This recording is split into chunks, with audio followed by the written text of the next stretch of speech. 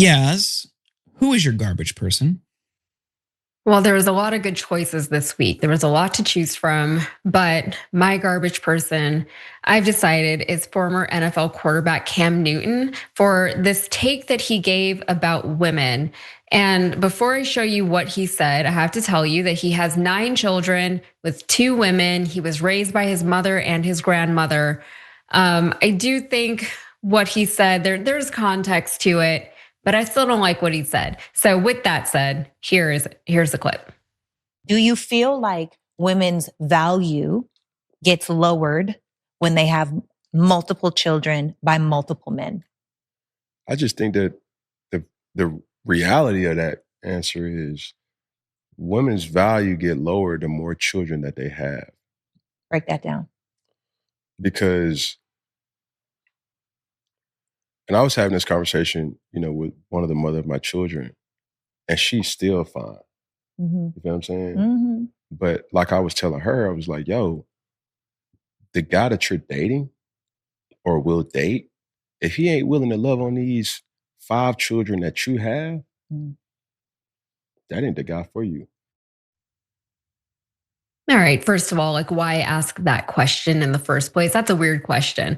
But if you know anything about Cam Newton, this shouldn't be a surprise for you. But for those of you who don't, he was criticized back in 2017 for his response to a question from a female reporter. So Charlotte Observer beat reporter Jordan Rodriguez asked Newton during Wednesday's news conference about wide receiver Devin Funchess embracing the physicality of roots and if Newton got enjoyment out of that. Newton responded, "It's funny to hear a female talk about roots, like it's funny."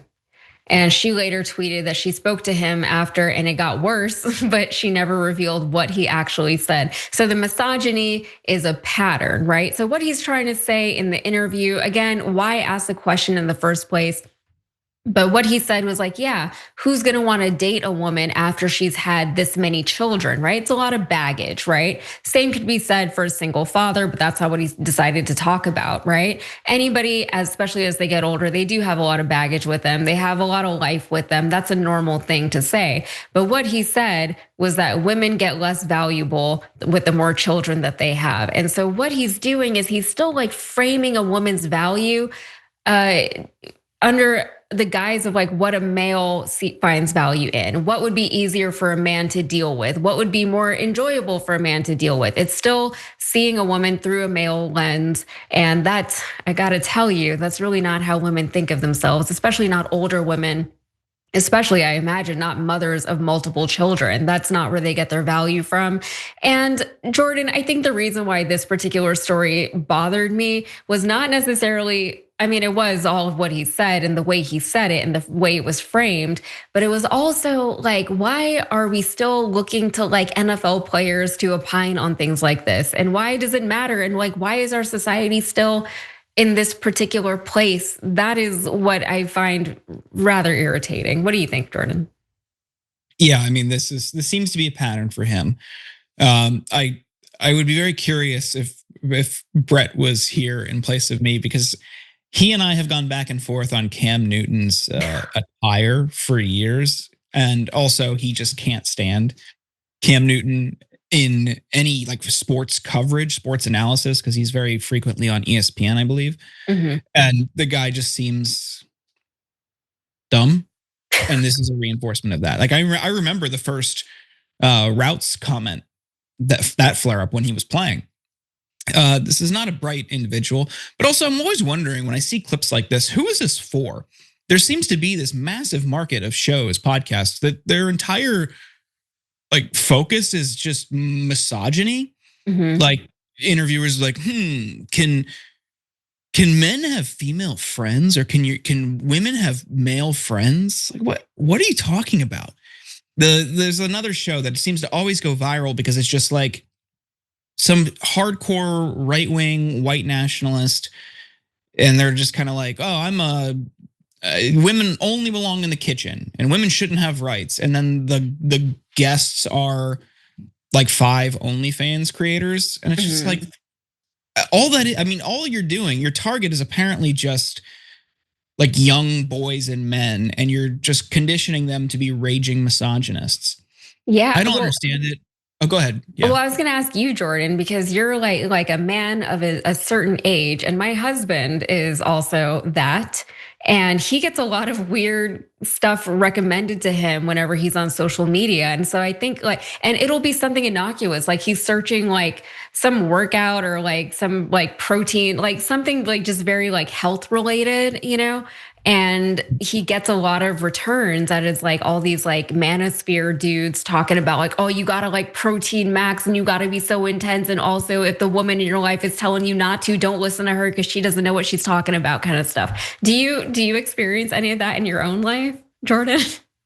A little bit. I mean, I typically just watch the stuff that's fed to me, which right now on Good. Instagram is golf and politics. Like that's it. You don't get a lot of the broy manosphere stuff in the golf algorithm that I have seen. That's good.